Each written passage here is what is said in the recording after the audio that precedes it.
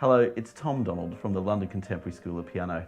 Today we're going to do a Yesterday piano walkthrough, Yesterday by the Beatles, a song that needs no introduction. So if you're a fan of our work at the London Contemporary School of Piano, you should head on over to our website, contemporaryschoolofpiano.com, and ask for our free resources pack.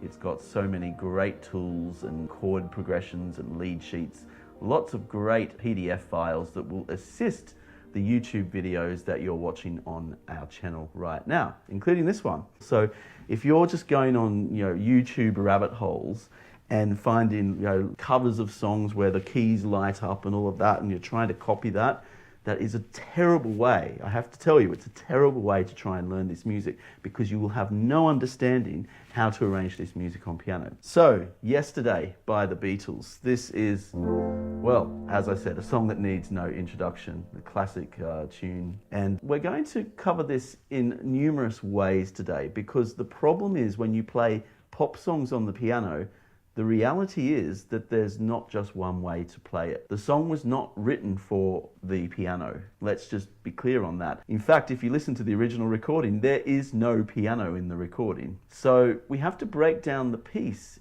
in different elements to be able to work it out on the piano. And that's why so many students really struggle playing pop songs on the piano. They just go onto the internet, they download some sheet music. The sheet music is a terrible arrangement that doesn't really fit the piano very well, and it just doesn't sound like the song. Now, if that's the problem you're having, we're going to solve this problem today and look at steps that we need to take to make this song work on the piano, because all of these great songs should work on the piano after all. The piano is an instrument with 88 keys and chords and the capacity to do so many things. So the first step is to make a pop song work on the piano is we have to play the chords. That's the first place we start. We don't start with the melody, we're going to start with the chords. So let's just chord it out. I'm going to play the chords in the right hand, I'm going to play an octave bass in the left hand, and you would have seen some of our other videos where we teach ways of playing chords, and if you haven't, they're on our YouTube channel, but you should go to our website and get our free resources kit, because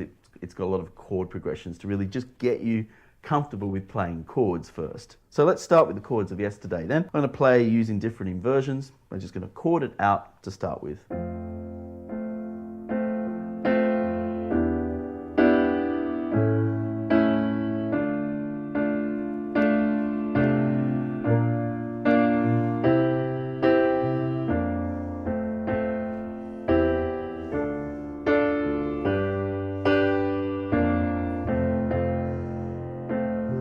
Now the second verse.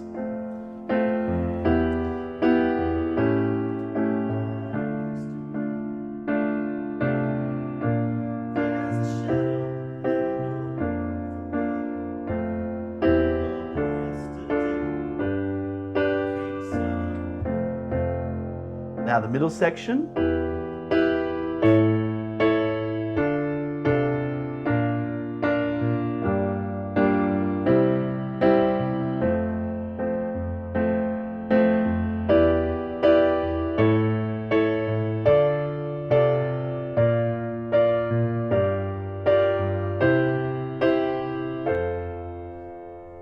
And then it goes back to the verse again. So I've played the verse in the middle 8 of the song, and you can hear how that corresponds with the melody. Now, so many students make the mistake of just thinking the chords are not that important and just going straight into the tune and just, throwing the chords sort of just somewhere in the left hand. And whilst that can work sometimes, you really want to have a sense of the chord progression, because that's where the narrative of the song is coming from. So that's our first start, is that we start with the chords. And there are many different ways I could have played those chords. Sometimes I'm adding sevenths on minor chords. We're not even trying to imitate the exact chords on the Beatles recording, because it's being played on a guitar, and often guitarists are strumming through chords and they're adding little passing notes. So whether it's an E minor or an E minor 7, that's not so important. If you struggle with seventh chords, you can just stick to major and minor triads and chord it out like that. If you struggle with inversions, you can stick to root chords and you can chord it out like that. Just chord it out to the level of your playing. That's really important. Go to the level of your playing. So if you need to do it in a more simple way like this, that's absolutely fine.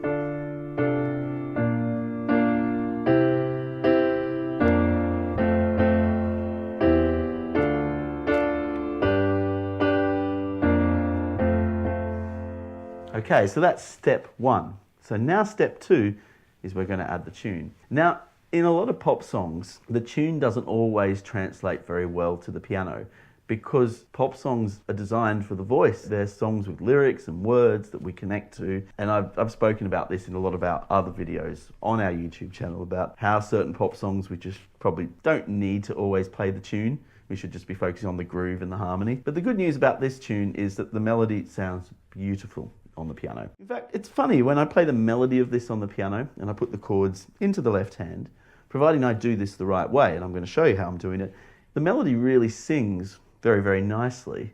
It almost feels like a classical piece of music in a way. It's just got this scale-like melody, rise and fall in the melody. It's quite nice. So now I'm going to put these chords into the left hand. So I'll just play the verse to demonstrate.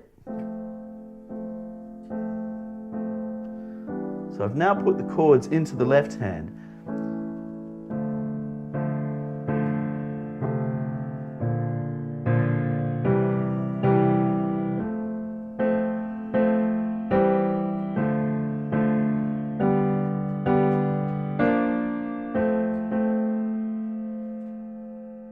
Now, a key is when I put the chords into the left hand for a ballad like this, what I don't want to do is play too low. So if you're practicing this and doing stuff that sounds like this, playing down here, it's just muddy. So you really don't want to get too much lower than the C below middle C. Even when I start on that first F major chord, this song is in F major, by the way, if you haven't noticed. When I start on that first F major chord, I'm starting on the F below middle C. And that makes sense. It's sort of in the middle range of the piano. It's slightly lower, but not too low. So now I add the right hand with the melody, and I put the two together. And for some of you, this will take a bit of slow practice, but this is really key to getting a particular performance of this piece on the piano. So this particular version I'm going to play, because there are many versions I can play, the right hand will take the melody and the left hand will take the chords. So let's go.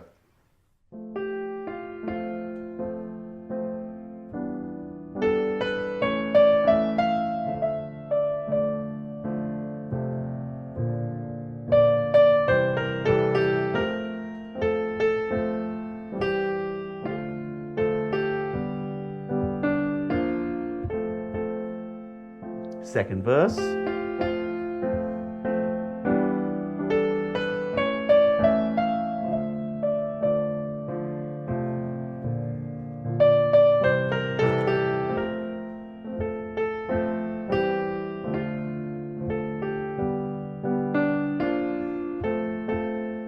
Middle 8.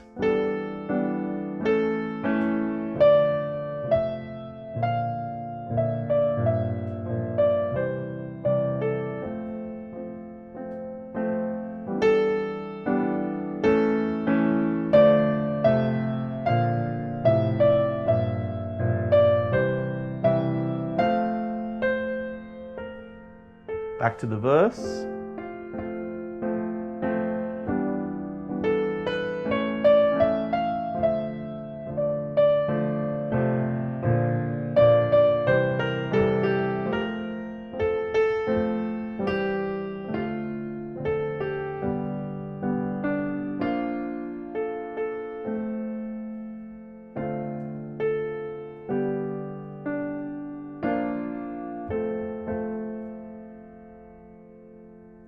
So that is a nice, simple performance of the piece that still communicates the essence of the song, and quite beautifully on the piano. Even for those of you who crave more sophistication and more complex arrangements, just remember, playing it in a simple way like this is actually very helpful and useful for your musicianship and piano skills. Just the ability to make the piano sing in the right hand. You would have noticed my right hand was slightly louder. I don't want to use the word louder, but it was slightly more dynamic than my left hand, which sat below the right hand level and accompanied the melody, the tune. I wanted the melody to grow and have crescendos and diminuendos and rise and fall, almost like you would see in a classical piece. And it feels a little classical on the piano when you play it like that, but it works very well. It communicates the essence of the song. So that's a really good thing to practice, bringing that lyricism into your playing. I'm going to give you one really amazing tip. One of the best things a pianist can do is to make the piano sing melodically, just to make the instrument sing. You can have all of the fancy virtuosic techniques in the world, but sometimes all that matters is how much are we making the piano sing? How melodic are we making the piano sound?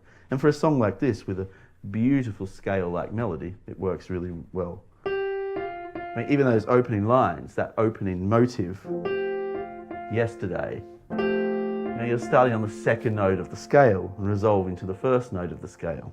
Then here, you're on the fourth note above the E minor chord. And then we just walk up.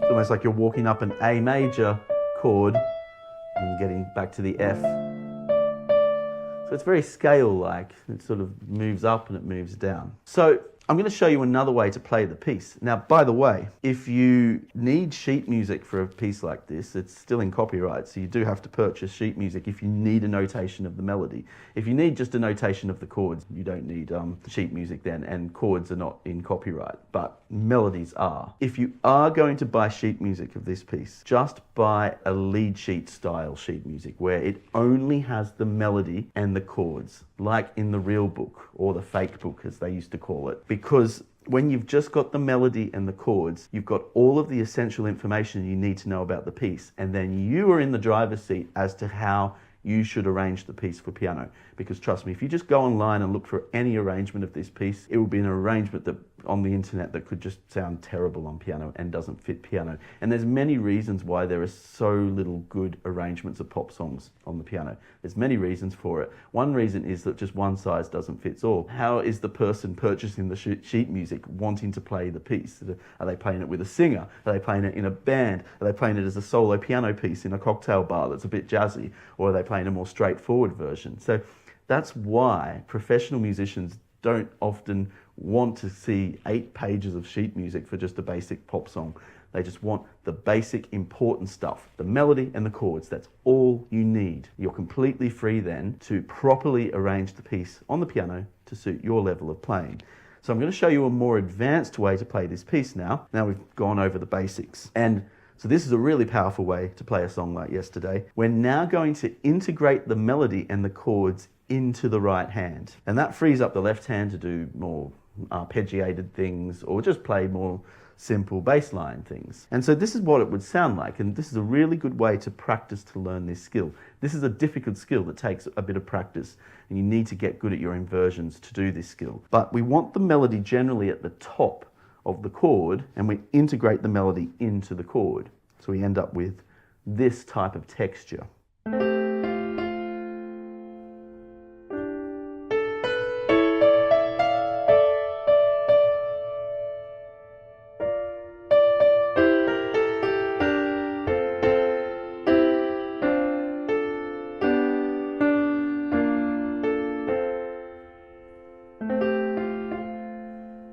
So even that sounds quite full and complete, and I'm doing that entirely with my right hand. And there are different ways I could have done that. I just went about it that way. It felt like they were the nicest shapes where I could bring out the melody. But truth be told, I could arrange it in slightly different ways every time. But generally, what I'm trying to do is I'm trying to get the melody at the top and integrate the chord below it. And I end up with these type of shapes. So that frees up my left hand to try some other things. So let's put the two together and see what happens. Let's try that again.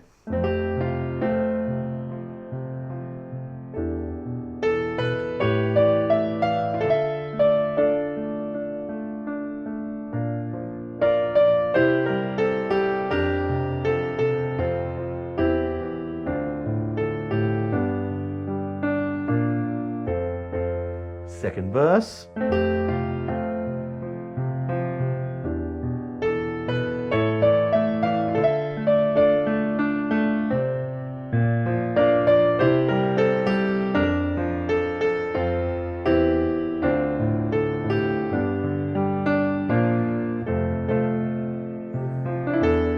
Middle eights.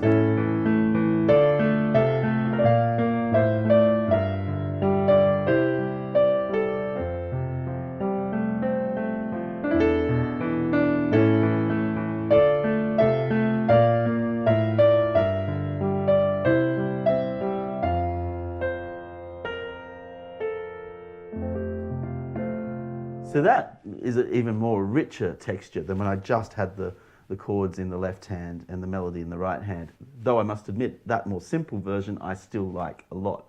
There's still nice ways of playing both versions. Just don't think because it's more complicated it has to be better. But that's a probably more professional skill that somebody who's an experienced cocktail bar player needs to know, to integrate chords and melody together in the right hand. And that's a skill that takes time to learn. And if it's a skill you're interested in learning and studying, you should consider getting coaching from our team at the London Contemporary School of Piano, because our teachers are very rarely skilled and qualified in specialist music education and overcoming these logistical challenges to playing piano, no matter what your level of experience are. And our lessons take place, by the way, virtually, so it doesn't matter whereabouts in the world you are, they take place virtually, or they take place at the Blutner Piano Centre in Baker Street. And that's also interesting because the Beatles recorded much of their music on Blutner pianos. And so you get access to wonderful piano. So now I'm going to talk about what I was doing in the left hand. The left hand, I had this octave and a fifth interval, and I just sort of created a pattern out of it like this.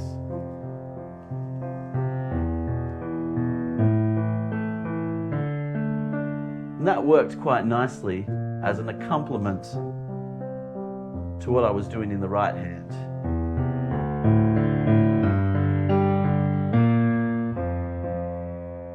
But I could go a little further than that. If I want to make it a little bit more complicated, I can add ninths and tenth intervals to the left hand to do things like this.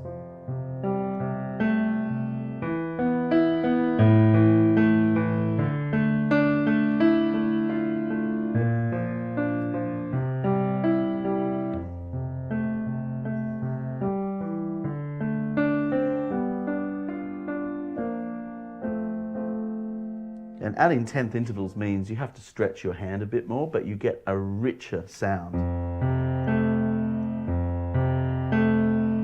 Listen to that sound. It almost sounds like two hands are playing. So this is a useful arrangement tool for pianists to use when arranging left-hand lines to go with the right hand. So I'm now going to try a further dressed up version of Yesterday, where I'm going to add more passing notes also to connect my chords together.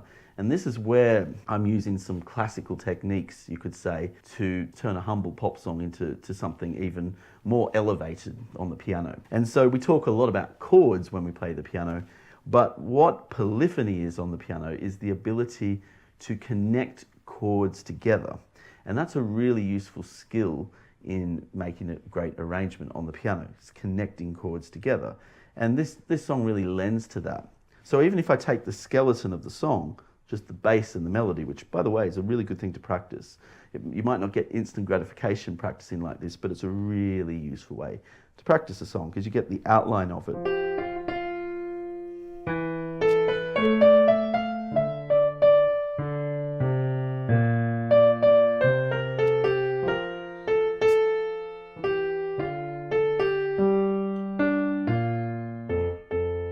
And this makes me think of how can I connect the chords together. I'm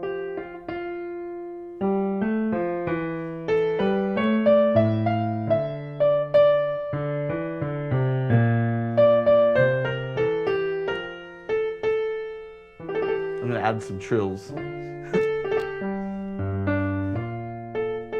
The Beatles meets Bach, eh? So now I'm going to add the chords again in the right hand.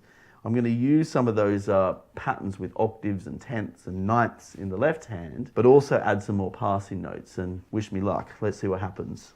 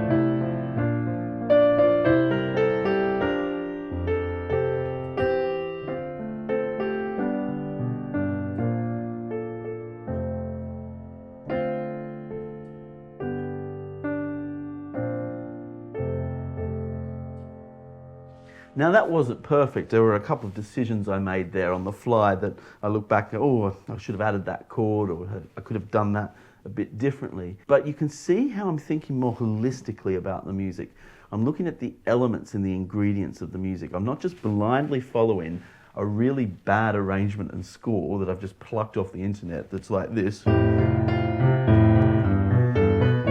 And trust me, they're everywhere. And they're trying to be one size fits all. Here's the accompaniment for a singer or a solo pianist, and you can't be one size fits all when you arrange these songs. They're sensitive, they have to be brought over to the piano with some understanding of the material. So if you're just going on, YouTube rabbit holes and finding, covers of songs where the keys light up and all of that, and you're trying to copy that, that is a terrible way. I have to tell you, it's a terrible way to try and learn this music, because you will have no understanding how to arrange this music on piano. You have to, unfortunately, put some time into getting the tune, getting the chords, putting the two together, and that will really well equip you to doing some really good things with this music. So I've done a more complicated version there. I'm going to do something in the middle now that's going back to how we started, the chords in the left hand and the melody in the right, but this time to add a bit of rhythm. This is just a third way of playing it, so to speak. We're going to add some rhythm in the left hand by just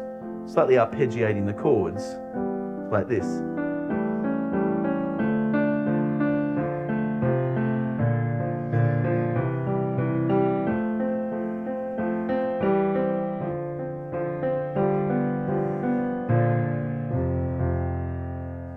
Let's try it.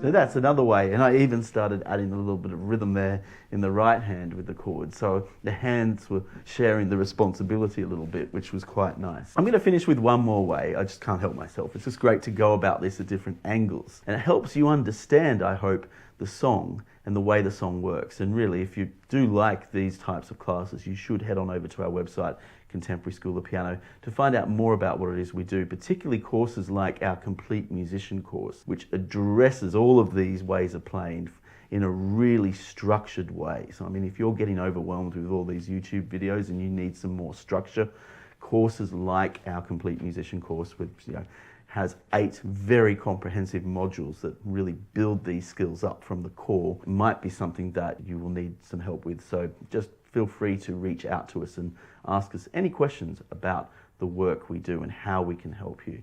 So I'm going to finish with a more classical version, a bit Baroque period-like, and I'm going to reduce the chords in the left hand to just a bass line that walks around the scale.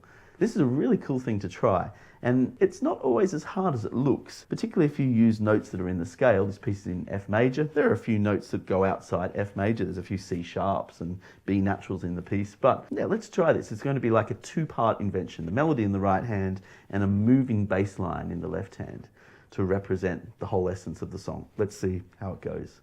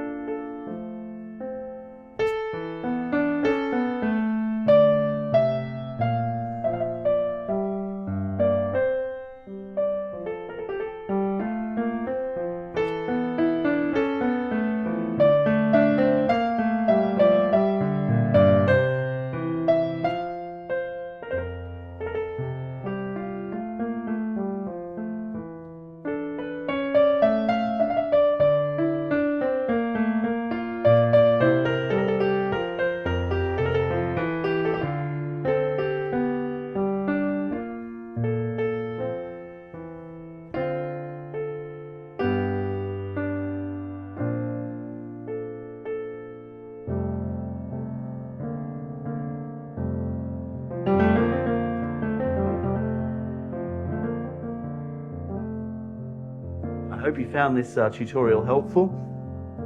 Please don't forget to head on over to our website, contemporaryschoolofpiano.com, to find out how you can revolutionize your piano skills. Thank you very much. See you soon.